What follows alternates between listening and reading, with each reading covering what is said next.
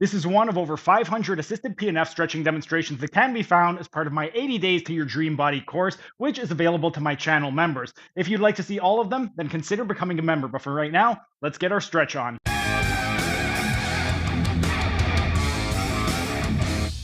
And while we're resting, we are going to continue where we left off with the assisted PNF stretching demonstration. And now we're going to start transitioning into the scapular retractors. And more specifically, we're going to be getting into the superior fibers of the middle trapezius, and we're going to be emphasizing the rhomboids minor. So with regard to this stretch right over here, we want to go into coronal abduction of 60 degrees. So we're moving 60 degrees away from the midline. And as with the previous stretch, we want to be in a standing position. And we have a couple of different hand options for this one right over here.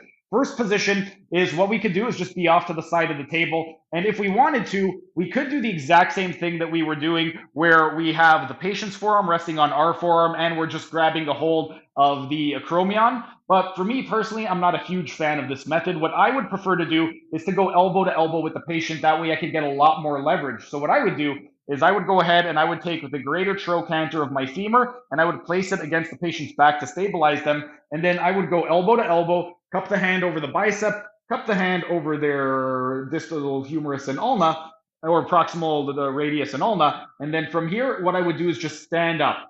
So right now I got a good stretch going on in the scapular retractors, and then I would instruct the patient to either go into scapular retraction, or for somebody who doesn't really know what exactly that means, you can instruct the patient to inhale and squeeze your shoulder blades together. They would inhale, go into scapular retraction, and then as they exhale and relax, we would stand up and take them into a nice deep stretch and take them deep into scapular protraction.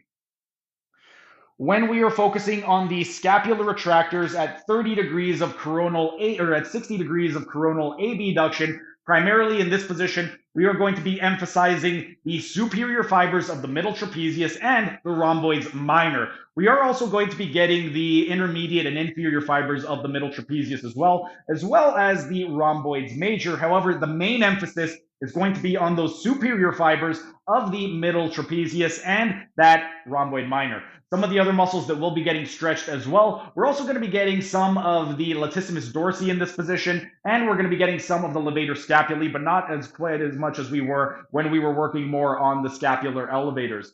Now, some other muscles, indirectly, we're not directly going to be targeting these muscles, but we will be getting some of the infraspinatus, the teres major, and the teres minor because of the way the fascial connections are linked to those muscles. But the main emphasis in this particular variation is again going to be on that superior fibers of the middle trapezius and the rhomboids minor. During the next rest period, we're going to be modifying the stretch and we're going to be going into 90 degrees of coronal abduction, and that's going to shift the emphasis a little bit.